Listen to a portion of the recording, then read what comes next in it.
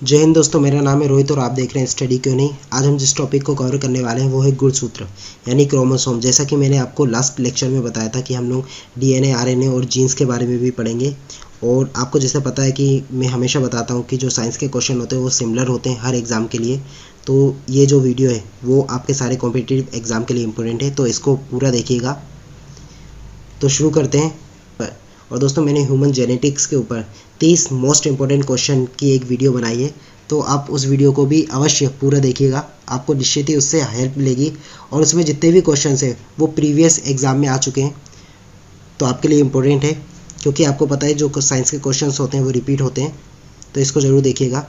और उसी के साथ साथ मैंने डीएनए और आरएनए से संबंधित प्रश्न भी कवर किए हैं, तो इस वीडियो को भी ज़रूर देखिएगा। इस वीडियो को कई लोग देख चुके हैं, तो आप भी ज़रूर देखिएगा, आपको निश्चित ही इससे हेल्प मिलेगी। क्योंकि अभी हम लोग डीएनए और आरएनए के बारे में पढ़ने वाले हैं।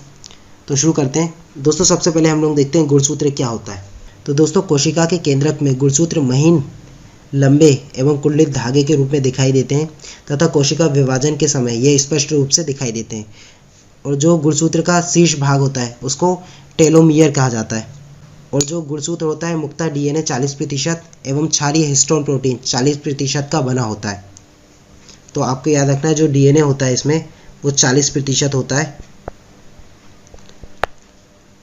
और जो हिस्टोन प्रोटीन होता है वो भी 40% होता है इसमें। और दोस्तों, जो यूकैरियोटिक कोशिकाएं होती हैं उनमें एक निश्चित संख्या में गुणसूत्र पाया जाता है।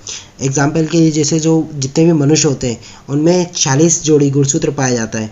तो जितनी भी मनुष्य होंगे इस धरती पे उनमें सभी में जो गुणसूत्रों की संख्या होगी वो 46 होगी। तो आपको समझ में आ गया होगा। इसके बाद हम बात करते हैं कि लिंग का निर्धारण किस प्रकार होता है। तो दोस्तों, जो लिंग होता है, जैसा कि मैंने आपको बताया, प्रत्येक मनुष्य में 46 गुणसूत्र पाए जाते हैं, यानी 23 जोड़ी गुणसूत्र पाए जाते हैं। तो जब लिंग की बात की जाए तो आपको पता है कि जो मादा में जो अर्धसूत्रीय विभाजन होता है उसमें से 23 आते हैं और पुरुष में से 23 आते हैं, यानी फीमेल में से 23 आते हैं और पुरुष में से 23 गुणसूत्र आते हैं। तो दोस्तों, जो फीमेल में जो पाया जाता है वो पाया जाता है XX, और जो मेल में पाया जाता है वो पाया जाता है XY।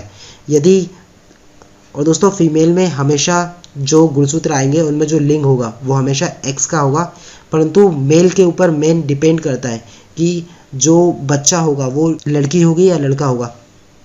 यदि फीमेल का X और मेल का X मिल जाए तो उसके कारण दोनों XX हो जाएंगे, जिसके कारण जो बच्चा होगा वो फीमेल होगा। यदि फीमेल का X और मेल का Y मिल जाए तो इसके कारण जो बच्चा होगा वो मेल होगा। तो आपको यहाँ पे समझ में आ गया होगा कि लिंग का निर्धारण किस प्रकार होता है। और जो गुणसूत्र होते हैं वो आनुवांशिक सूचनाओं को पीढ़ी दर पीढ़ी एक दूसरे में ले जाने के लिए उत्तरदायी होते हैं। और दोस्तों, इसी में आपको कुछ मैं बताना चाहता हूँ, जैसे कि कुछ सरीसृप जैसे कि मगरमच्छ और छिपकली होते हैं, इनमें लिंग गुणसूत्र नहीं पाया जाता, क्योंकि इनमें जो लिंग का निर्धारण होता है वो टेम्परेचर के अनुसार होता है। और दोस्तों, अब हम लोग बात करते हैं डीऑक्सीराइबोन्यूक्लिक एसिड यानी डीएनए की। डीएनए एक न्यूक्लिक एसिड है जो प्रोटीन के साथ मिलकर गुणसूत्र की संरचना बनाता है, और ये कोशिका के केंद्रक में धागे के रूप में फैला रहता है। और दोस्तों, जो डीएनए होता है वो केंद्रक के अलावा माइटोकॉन्ड्रिया और क्लोरोप्लास्ट में भी पाया जाता है। और दोस्तों, सबसे इंपॉर्टेंट क्वेश्चन है, क्योंकि एग्जाम में ये क्वेश्चन पूछा जा सकता है कि बताइए कि डीएनए केंद्रक के अलावा और कहाँ पाया जाता है। और लोगों को ये क्वेश्चन नहीं पता होता है, उन्हें नहीं पता होता कि जो केंद्रक होता है वो माइटोकॉन्ड्रिया और क्लोरोप्लास्ट दोनों में पाया जाता है। और मूल रूप से यह एक आनुवांशिक पदार्थ होता है जो कि लक्षणों एवं गुणों को माता पिता से संतानों में पहुंचाने का कार्य करता है। और डीएनए की जो संरचना होती है 3 प्रकार के पदार्थों से मिलकर बनी होती है। सबसे पहले हम लोग बात करते हैं नाइट्रोजन क्षार यानी नाइट्रोजन बेस। तो दोस्तों, जो नाइट्रोजन क्षार होता है इसको हम पुनः 2 भागों में कन्वर्ट कर सकते हैं। एक होता है प्यूरिन और दूसरा हो जाता है पिरीमिडीन। जो प्यूरिन होता है उसमें एडेनिन, ग्वानिन पाया जाता है, और जो पिरीमिडीन होता है इसमें साइटोसिन और थाइमिन पाया जाता है। तो जितने भी डीएनए होते हैं इनमें ये 4 क्षार अवश्य पाए जाते हैं। इसके बाद हम लोग शुगर की बात करें तो अभी हमने जैसे कि नाम में देखा, इसमें 2D राइबोन्यूक्लिक एसिड पाई जाती है, यानी इसमें डीऑक्सीराइबो शुगर पाई जाती है। और इसी के साथ आरएनए में राइबोस नाम की 5 कार्बन शुगर होती है। और अगली बात हम लोग करें फास्फोरिक एसिड की, तो दोस्तों, जो फास्फोरिक एसिड का फॉर्मूला होता है वो होता है H3PO4। और दोस्तों, जो डीएनए होता है इसके जो नाइट्रोजन क्षार होता है उसमें हमेशा एडेनिन थाइमिन के साथ, और जो ग्वानिन होता है वो साइटोसिन के साथ मर्ज होता है, यानी उसके साथ युग्म बनाता है। जबकि आरएनए में थाइमिन की जगह यूरेसिल होता है। तो आपको ये भी याद रखना है। और दोस्तों बात करते हैं हम लोग राइबोन्यूक्लिक एसिड। उससे पहले मैं आपको बता दूं, जो वॉटसन और क्रिक थे, इन्होंने 1953 में डीएनए की द्विकुंडलीय संरचना की खोज की थी, जिसके कारण इन्हें 1962 में नोबेल पुरस्कार भी दिया गया। तो आपको इन दोनों के नाम भी याद रखने हैं और कब इन्होंने खोज की और कब इन्हें नोबेल पुरस्कार दिया गया, तो आपको ये भी याद रखना है। और साइंटिस्टों का नाम भी याद रखना है, वॉटसन और क्रिक। इसके बाद हम लोग बात करते हैं राइबोन्यूक्लिक एसिड यानी आरएनए की। तो दोस्तों जो आरएनए होता है, जो कोशिका द्रव में बिखरा हुआ होता है और इसमें एकल कुंडली पाई जाती है, क्योंकि जो डीएनए होता है, जैसे कि मैंने बताया कि द्विकुंडली का बना होता है, उसमें 2 कुंडलियाँ पाई जाती हैं, जबकि आरएनए जो होता है उसमें 1 कुंडली पाई जाती है। और ये मुख्यतः प्रोटीन के निर्माण में भाग लेता है। और जो आरएनए होता है वो गैर आनुवंशिक पदार्थ होता है, परंतु कभी कभी जैसे कि वायरस में, और सबसे अच्छा एग्जाम्पल वायरस में हम देखें तो टोबैको मोज़ेक, वो आरएनए वायरस होता है, उसमें जो आनुवंशिक पदार्थ होता है वो आरएनए होता है। आरएनए भी 3 प्रकार के होते हैं। एक होता है एमआरएनए, जिसे मैसेंजर आरएनए बोलते हैं। दूसरा होता है राइबोसोमल आरएनए, जिसे आरआरएनए बोलते हैं। और एक होता है ट्रांसफर आरएनए, जिसे टीआरएनए बोलते हैं। तो हम इन तीनों के बारे में भी देखेंगे। तो दोस्तों जो एमआरएनए होता है, जिसे मैसेंजर आरएनए बोलते हैं, ये अंकित सूचनाओं को प्रोटीन संश्लेषण स्थल पर लाने का कार्य करता है। तो ये मैसेंजर आरएनए का कार्य होता है। इसके बाद हम देखते हैं राइबोसोमल आरएनए। इसका निर्माण केंद्रिका में होता है। ये कोशिका में उपस्थित समस्त आरएनए का लगभग 80% होता है। यानी आपके जो सेल्स में जो आरएनए पाया जाता है उसका 80% केवल आरएनए होता है। और इसका मुख्य कार्य राइबोसोम की संरचनात्मक संगठन में सहायता प्रदान करना है। इसके बाद हम लोग बात करते हैं टीआरएनए यानी ट्रांसफर आरएनए। यह सभी आरएनए में सबसे छोटा आरएनए होता है। इसका मुख्य कार्य अमीनो अम्लों को प्रोटीन संश्लेषण स्थल पर लाना होता है। तो यहाँ पे आपको समझ में आ गया होगा। और दोस्तों टीआरएनए से एक और चीज़ रिलेटिव है जो मैं आपको बता दूं। जो टीआरएनए की संरचना जानने में भारतीय मूल के एक वैज्ञानिक थे, जो कि एच.जी. खुराना थे, यानी हरगोविंद खुराना। इन्होंने महत्वपूर्ण योगदान दिया था, जिसके लिए इन्हें 1968 में नोबेल पुरस्कार भी दिया गया, क्योंकि ये भारतीय हैं और इन्हें आरएनए की खोज के लिए मिला था। इसलिए इनका नाम आपके लिए इम्पोर्टेंट है। और ये भी आपको याद रखना है कि इन्हें 1968 में मिला था। और दोस्तों इसके बाद हम लोग देखते हैं जीन, कि जीन क्या होते हैं। तो दोस्तों जो जीन होते हैं वो आनुवांशिक इकाई है, यानी जैसा कि मैंने बताया था आपको कि जो कोशिका होती है वो हमारे शरीर की संरचनात्मक और क्रियात्मक इकाई होती है। उसी प्रकार जो जीन होते हैं वो आनुवांशिकता की इकाई होते हैं। और जो जीन होते हैं वो डीएनए का वे भाग होते हैं जो किसी विशिष्ट कार्य को संपादित करता है। वायरस में जीन डीएनए अथवा आरएनए किसी भी प्रकार का हो सकता है, जबकि यूकैरियोटिक जीवों में यह केवल डीएनए होता है। यानी जितनी भी यूकैरियोटिक सेल होती हैं, यानी यूकैरियोटिक जीव होते हैं, उनमें जो आनुवंशिक पदार्थ होगा और जो जीन होगा वो हमेशा डीएनए का बना होता है। और जो जीन होता है अपना कार्य एंजाइम के माध्यम से करता है, अर्थात किसी जीव में प्रत्येक जीन एक विशिष्ट एंजाइम का उत्पादन करता है, जो कि विशिष्ट उपापचय क्रिया को नियंत्रित करता है। तो यहाँ पे आपका जीन खत्म हो गया और आपको समझ में भी आ गया होगा।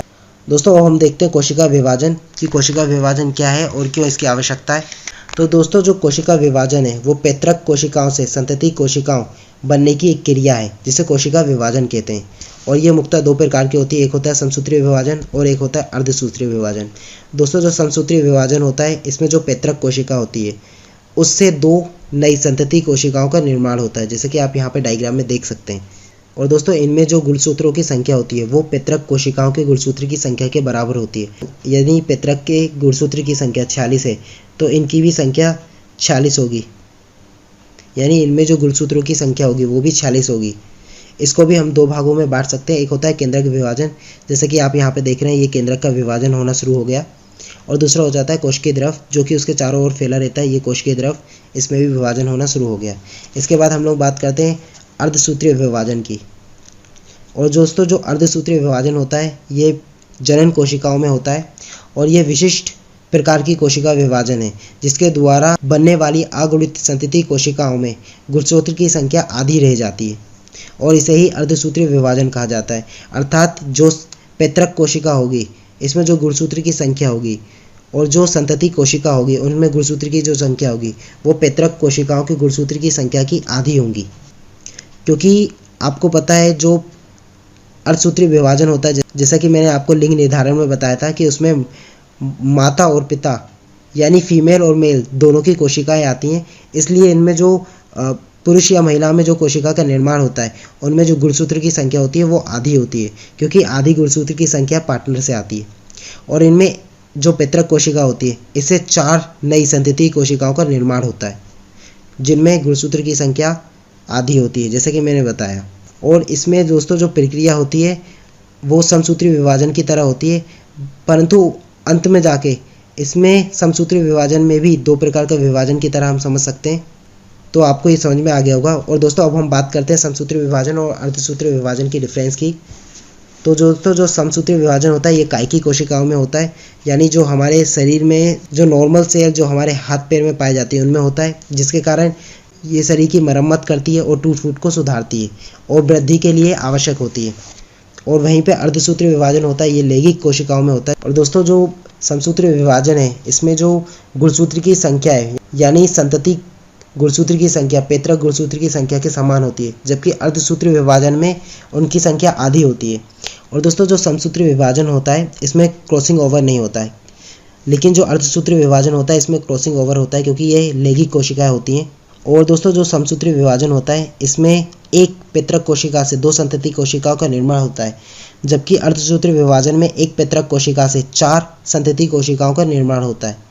और दोस्तों जो समसूत्री विभाजन होती है ये शरीर की वृद्धि, विभाजन और मरम्मत के लिए उपयोगी होती है, जबकि लैंगिक कोशिका जीवों की विभिन्नता के लिए उत्तरदायी होती है। तो आपको समझ में आ गया होगा इन दोनों में डिफरेंस। और यहीं पे हम लोगों का जो क्रोमोसोम, डीएनए, आरएनए और जीन है वो चैप्टर भी समाप्त होता है। और अगला हम चैप्टर देखेंगे टिश्यू यानी ऊतक। तो इस वीडियो को भी अंत तक जरूर देखिएगा।